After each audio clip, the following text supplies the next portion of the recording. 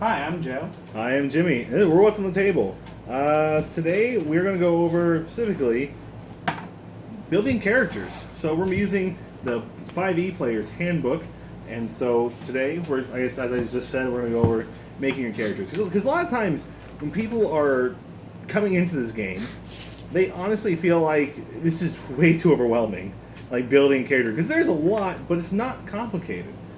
I mean, how many times have players felt like completely overwhelmed just trying to make a character with you?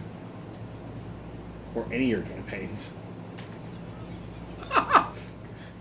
I do dumb stuff when it comes to character creation. Like, you know me, I don't use the books a lot. I know you don't, but even still, people a lot of times will feel like they don't come to like, oh, this looks simple. They're just like, oh, That's a lot of book to read. And it's not even like, you don't have to go through the entire book. No, you don't. But it feels like that if you don't know anything about this. Mm-hmm. It's your first time coming into this. This is why a lot of the when you're in the Adventurers League, which is a Wizards run, not really a tournament, but it's a kind of just ongoing campaigns that certain stores will run. That is in line with the current module, or any module really. What happens is that the Adventurers League, they have pre-built characters to give out to people, so that they don't have to make a whole character all in the spot, which that does take time. I mean, on average, what do you think how long it takes to build a character for the first time? I don't know. It depends on the complexity of the character. Because if you're... Even just saying, just bare bones generic even let's say just generic backstory, all your stats, picking out your abilities and everything as a level 1 character. Well, if you're playing a fighter, that's like 15 minutes. You're good. But even still, it takes a minute though. I mean, at bare minimum, it'll take you 15 minutes. But that's if someone's helping you with it. If you're just going off this book, I say almost an hour. The issue with the book is like you're constantly doing this over and over again. If you don't know what you're looking for, yes. Yeah. So as a new player, you definitely are going to want help. You're not just going to be like, I'm going to do this on my own. And even with help, sometimes it can take about up to an hour, especially for the all spellcasters. Any spellcasting class, you're taking at least an hour. It's definitely a so that, we're going to be going over all the stuff that really helps you understand. It's not that hard. It really isn't. It's a lot more daunting in appearance than it is in actuality. Joe Cat, a D&D YouTube comedian, I love his stuff. His quick satirical comedy. It's a classic style and it's great. He does it really well. He just actually released a video going over all this, but in a fast and funny way. We're going to go a little more in depth for some of the classes, but not all the classes. So the first thing is, I always recommend to people is kind of know what you want to play. A lot of times we'll say we'll roll for stats first. Then after we roll stats, then we'll pick your race. I do not recommend doing this. I do for a beginning player. I do not recommend rolling for your stats first or picking your race first, unless you have a race you want to play. Like you're like, oh, this is really cool. I want to play as this race.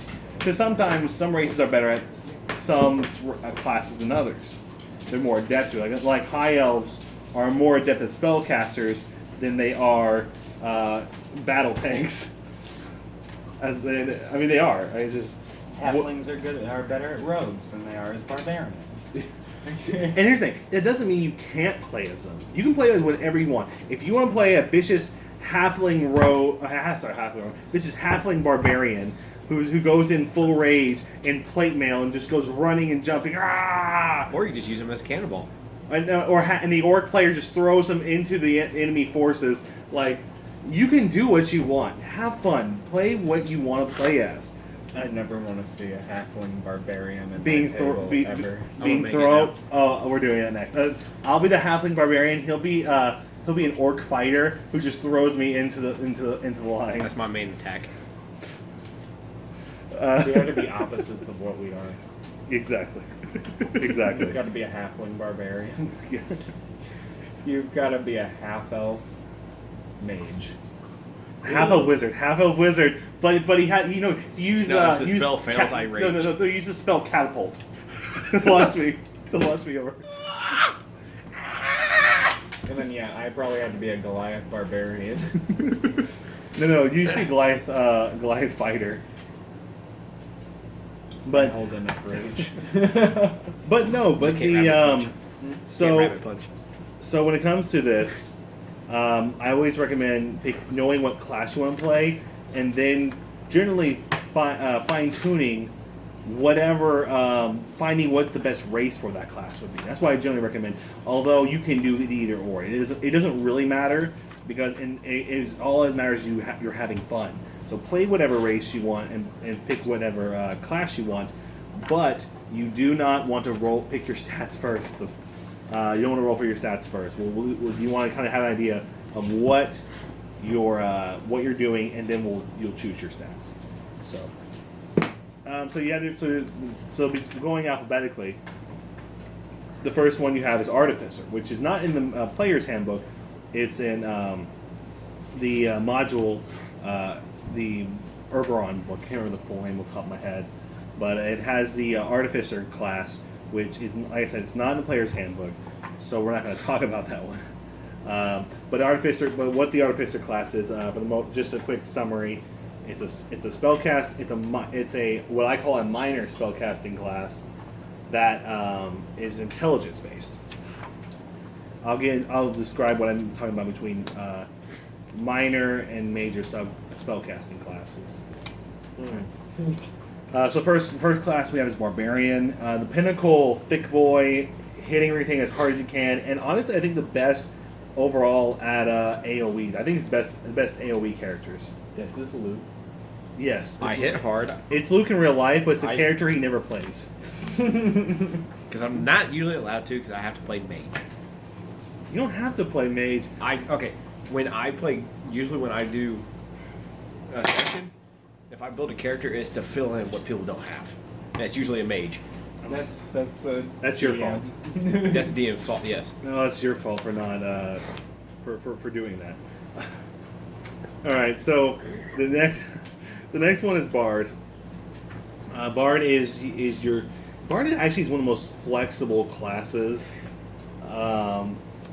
in the book in terms of just like overall, because there are only 2 subclasses in the main book, but there's like 4 other subclasses between supplemental books and the and all the different modules. And so one of them, which we discussed in our Theros guide, is a very powerful support class of Bard. But Bard can also be an attacking. It's always a support class, but it can be an attacking class. It can be a control mage if need be. It just depends on how you want to play it. But the thing about Bards, what really makes them super effective, is that they're good at almost everything. Like in terms of their abilities, as in their what they're proficient in, they have ability to where they're just I get proficiency in like all of these skills. Where there's very little that they lack in terms of being, whether they're good at persuading someone, intimidating, whether they're good at being knowing stuff about nature, religion, being very acrobatic or athletic. Bards are naturally just good at almost anything you want them to be good at. Yeah, in a lot of ways, I feel like with one of the classes that's coming, fighter you can build a fighter like a Nord in Skyrim. Yeah. Where whatever you want to do. Yeah. But Bard is that plus magic. Yes. Yes. The only difference is that Bard just doesn't have as many combat skills and overall ability to tank hits as well as a fighter. But that doesn't mean you can't turn one into a combat. Oh yeah, you can. You definitely can. There's the School of Valor and School of Blades that allow you to do that. The next one is Okay, so the next class is Cleric, and Cleric of 5e is Wizards of the Coast's way of saying we're sorry for the last 2 editions of how badly clerics did nothing but just heal. We're sorry they did nothing else. We're sorry they were boring to play. And now they're broken. Which is why everybody played Paladin. So Clerics in 5e is, in my personal opinion, the most overpowered class of all of them. It's the stuff they gave to Cleric, that the spells they get access to at low level, that only they get access to, are insane. Like, just between Guiding Bolt, spiritual weapon and spiritual guardians. Like there's so many just powerful spells they get that are just for damage, and they're healing. And I'll get into their what their subclasses are briefly. So every class has once you hit run level 3 or 2, it depends on the class. Most of the time it's 3. You'll get what I generally refer to as a subclass. In each class, they have a different name for it. Like Barbarian, I believe, is Path. You choose your path. Yeah, you choose a primal path. While as a Cleric, you pick a Divine Domain. So I'm just going to list off. I'm not going to list what they do. I'm just going to list off some of the many domains that Cleric has. This is just in the player's handbook, and there's more outside of it. So they have Knowledge Domain, Life Domain, Light Domain, Nature Domain, Tempest Domain, Trickery Domain, War Domain. That's just from the player's handbook. And there's I think there's like 3 more. I think there's 3 more. So pretty much you can. And the thing is, each one of these can play completely differently. You can you can literally have an entire party full of clerics, and they will play and each one can play completely differently. It's terrifying. I almost want to force my players one time. Dude, I'm going to make a campaign, and Luke made the joke in an earlier episode. They're going to be called the Amen. That's what their group will have to be called. That they're all to be clerics, And the only thing they're allowed to say is Days Full. only if they want to. Only the War Domain guy has to. Days Full, Days Full, Days Full, Days Full. That's all you hear going through a battlefield. Next one up is the every nature lover's favorite class, the Druid. The Druid allows you to effectively become an animal of your choice, up to with a certain extent, as you go up higher levels. I enjoy building the must-have all the fluffy friends build. And that's the thing. Druid also can.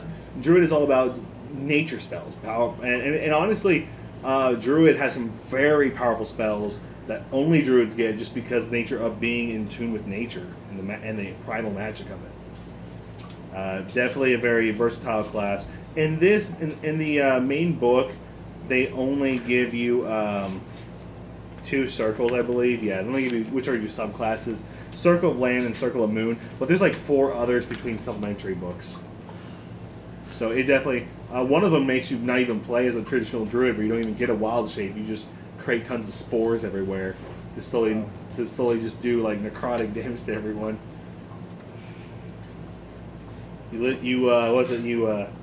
What's that one game that it's just Last of Us people?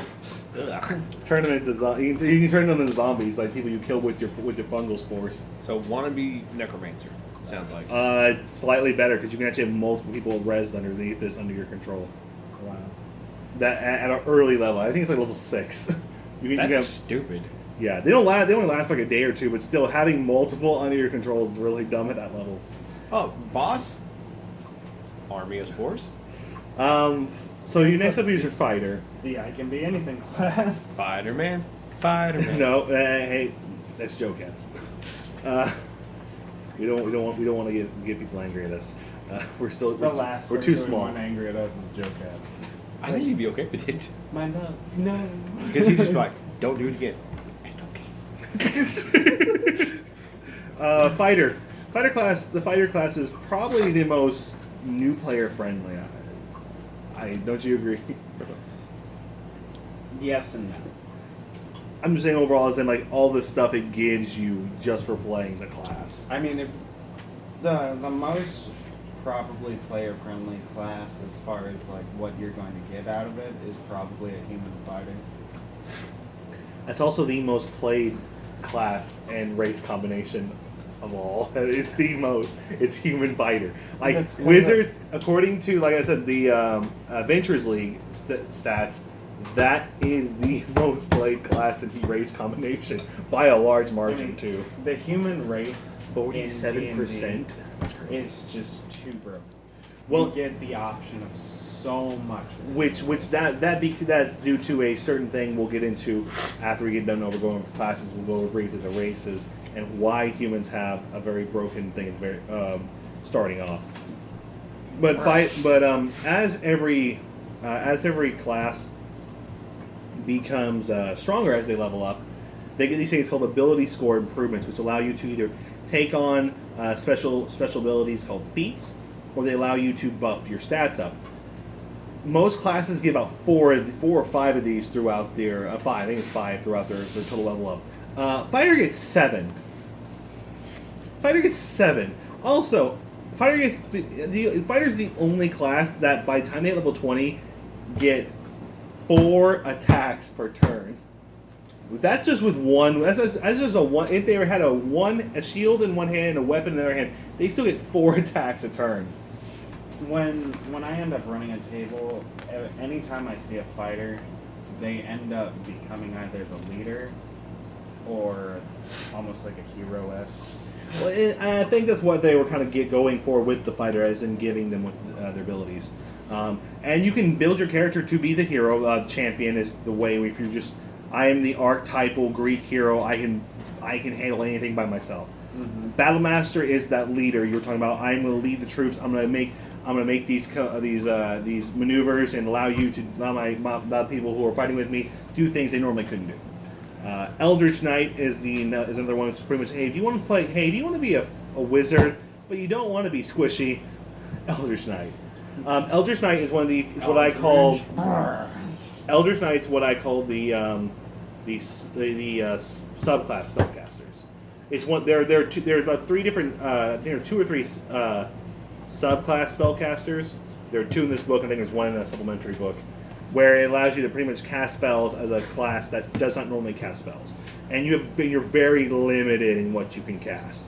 I think as an Eldritch Knight, at the highest level you'll ever be able to cast is a 4th level spell, and you get 1 of them. So it's definitely not a whole lot. Even because the minor spellcasting classes generally get at least 5th level spells up to 2. I think one of them gets 2. I think. So don't waste your random spell books on the fighter. Yeah. Next up is Monk. Monk is one of the most interesting classes, I think, mainly because there's a lot going for it early on, but I feel like late game they have some amazing abilities, but I feel like honestly they kind of peter out. I feel like late game Monk should have been allowed to have. There should have been some 20th level ability that says, hey, you get to use these early game things, not as a bonus action, but as an at will action. Mm-hmm. As long, but it's once per turn. You may use them at will, just because because so much of the abilities I think of the Monk are all bonus actions. So being able to only use one or they're a reaction. So you have to use up. So you get one. So you have. Oh, I have 50 different options. I can use 2 of them per turn.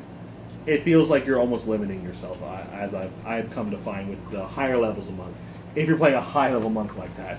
Out of all of my tables since 5e started, Monk has been the least played. To the point where the one and only time I saw Monk at my table, they wanted to kill off their character and start. The only Monk I've ever seen that seems like a lot of fun. It's not in this actual book. It's the subclasses in this book are Way of the Open Hand, Way of the Shadow, and Way of the 4 Elements. But there's the Way of the Soul Sun or Sun Soul. I can't remember which one it is. It pretty much allows you to be a Dragon Ball Z character. You get to fly and cast Hadoukens and Kamehamehas. You just pretty much get to be a Dragon Ball Z character. Why would you not want to be that? Exactly. That's the only real way. That's the only real way to play Monk. Play Monk however you want. That's the only way to play Monk. Is that you play it however you want. People. You can, but my opinion.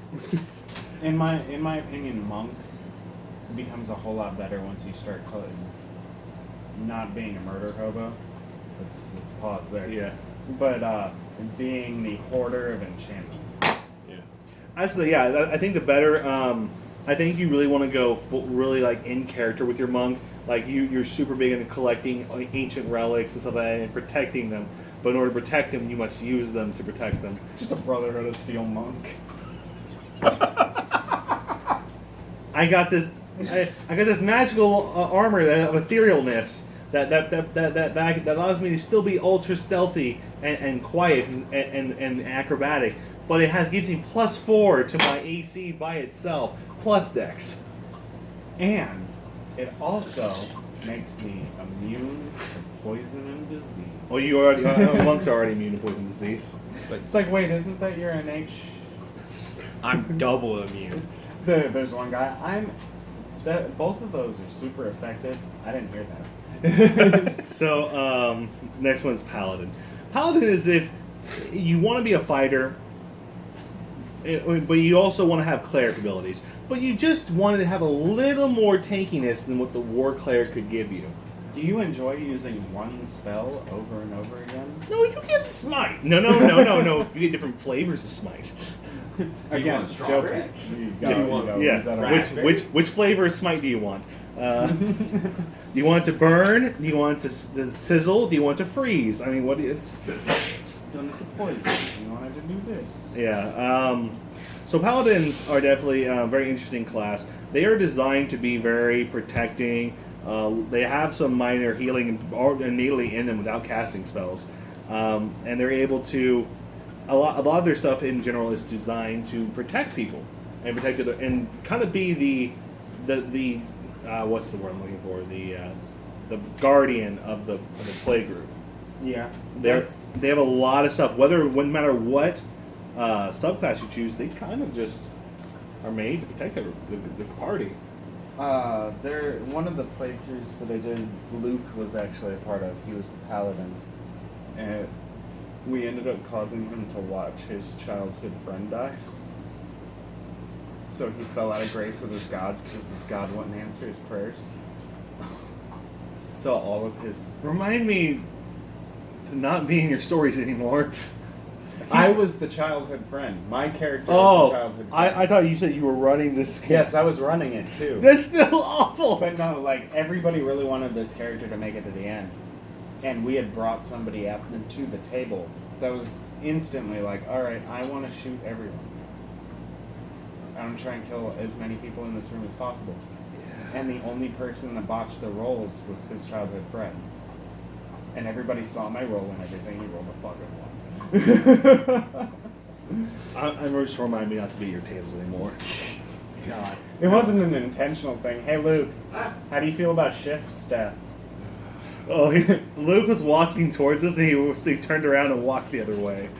All right, so, but you can become a dark paladin. All you really have to do is reverse radiance to necrotic. Well, there actually is a actual path for paladins to do from the DM's guide. In the DM's manual, there is a thing that tells you how to make a character. Specifically, it says NPC. But you can make it a character as long as they have permission, be in permission to be a fallen paladin. I can't remember what the exact name of it is, but it's pretty much a paladin that's fallen from grace. But you can go, obviously, through a redemption arc if you so choose to. But it tells you how to just shift it over. Nothing like necrotic damage. Ugh. All right, next up is Ranger. So, did you my pokey boy Ranger? Did you want to be Aragorn from Lord of the Rings? Did you want to be this lone wolf, badass archer? Yes, dueling swords or having a giant, great hand-and-a-half sword, yet also being stealthy and one with nature all at the same time. Would you also like a free pet? Well, guess what? Ranger's for you. Oh yeah, by the way, don't make sure your campaign doesn't get past level 12. Because if it does, you're gonna be very disappointed with 5e Ranger. But haven't they redone? What they did is they made an unearthed arcana. Unearthed arcanas are not official things yet. It's playtesting. It's playtesting purpose. It's so what an unearthed arcana is they're little pages that Wizards of the Coast creates to say, here, listen, we understand that we're testing out new subclasses for this thing or new features for this game. Try it out. If there's enough positive feedback over this, we'll eventually add this into a book. Warforged is one of those. Still broken. They did an updated version for Ranger because they understood that the current 5e edition of Ranger is a good class early on. It is a lot of damage early on. but it really starts petering around really after level 10. It just doesn't keep up with the rest of with the rest of the classes.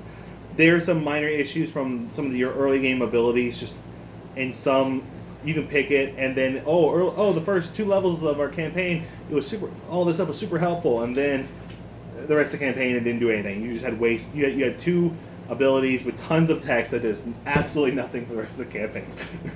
I was at a table, not working a table, and there was a DM that let me play Ranger, and then made sure that I never ran into my favored creature or terrain. So it in essence just made my Ranger absolutely useless. Like the only thing, like is at 5th level, you can do a crap ton of damage with the extra attack. Okay, and now sadly a lot of it's generally ranged. It's longbow, hunter's mark, and sharpshooter, and I also have an archery bonus and fire. Roll. That's 29 points of damage. Second shot, same thing. And then the wizard goes. That's 28 points of damage. I just sniped out the boss. So, and then the wizard goes, I imbue his arrow. Oh yeah. Oh yeah. I imbued his arrow with fire. Therefore it does extra 8 extra damage on top of that on both arrows. The ranger watching the on both arrows arrows fly, and he goes. Both are on fire, and the DM's just like, well, there goes that story. They killed the leader before they even got to the army. But like I said, a lot of that kind of dies down after level 10. It really you stop the damage you were doing starts just dying off. But the Unearthed Arcana for the most part fixes it. It completely overhauls the entire class. And now the DMs fear and hate. Rogue. So, all right. So obviously, I don't really have to explain Rogue too much. Rogue is pretty much it's your stealth class, the ultimate stealth class. Whether or not you're using that to assassinate everyone around you, to steal things, to be just be a fun, rambunctious rapscallion doing fun tricks on people, or deadly tricks to your enemies. The thing about Rogue, there's a correct way and there's a right way to play Rogue. The correct way to play Rogue is you do what as you please, how you please, and you only care about yourself and your character. That's the correct way. The right way to play Rogue, and how you should always play Rogue, is I am going to do stuff for myself, however my party comes first. And Robin Hood. And I need to make sure that I'm doing stuff. If I want to do something for myself, I gotta make sure it's not going to be negative towards my friends, because what they're doing is very important, and I'm a part of that. We're all doing something very important, and I need help. Kyle. He's doing better. He's doing better in that other campaign I'm running. Kyle. But no, that's not even just him. There's a lot of people who play rogues the correct way, but not the right way. Because honestly, the rogue is really designed it's not innately designed to be played as a team player. You look at your abilities, all stuff you have. You're kind of a rogue element. Good on myself. And the video's done. Click. And no. We're gone. No outro, no nothing. The pun was that bad. But no, the rogue is also the other class that gets the spellcasting subclass, which is Arcane Trickster, which, like I said, is a spellcast. It's Mortal Loki. Yeah, you're pretty much being a Loki effectively, except you don't get near as many powerful spells. That's why if you're actually building a Loki character, you'll just have you'll be 15 levels in Wizard and only 5 in Rogue. Some along those lines, because you are stealthy. Well, you understand, so that's why you pick that. But you want to play Wizard because you want to access the actually powerful spells. So are you low-key playing a wizard? Ha! Now we in video. Joe's about to have an aneurysm from pure rage. Next up is Sorcerer. Do you want to do magic? Do you not want to have book smarts? Do you just want to cast spells because you feel like you should? Sorcerer is the way to go. As Joe Cat did mention, I do agree with this. As a sorcerer, there's many things that go with and align with being a sorcerer, but you get something that is probably the two most nerdiest things I think I've ever read, which is sorcery points. Now you think about it, you can't. It's not wrong. That's the worst part. Sorcery points is probably the nerdiest thing I've ever read, and like as it's just 2 words and just 2 words. I'm trying to find something off the top of my head. It's more nerdy, but you can't. It's just sorcery points. Just like slams into it. It's like, I am God. No, it's I am nerd. There's nothing wrong with that, but there's nothing wrong with that, but it's sorcery points. Pretty much, as a sorcerer, you want to cast a spell, but you don't like how that spell works. You're just gonna make it to how you're just gonna tweak it. And now it works how you want it to work. That's pretty much. What sorcery. flavor of spell do you want? No, that's wild magic. Oh God, We're getting there. Which I'm just gonna show you. If you never play wild magic unless you want to piss off your DM. always play wild magic. I want this is the wild magic chart. This is the entire chart for every spell you cast. At random. Don't play wild magic, people. Don't piss off your DM. Some of those that you saw on that page. Some are game warping. campaign breaking. Yeah, some are game warping. Others are just stupid and funny. You turn into a potted plant. That is one Which actually. is why I have always given the wild magic an option. Yeah. Warlock, as Joe Cat also once said, you just pick who's going to be your arcane sugar daddy, and yeah, that's pretty much it. Whether it's going to be a god, an ancient fae,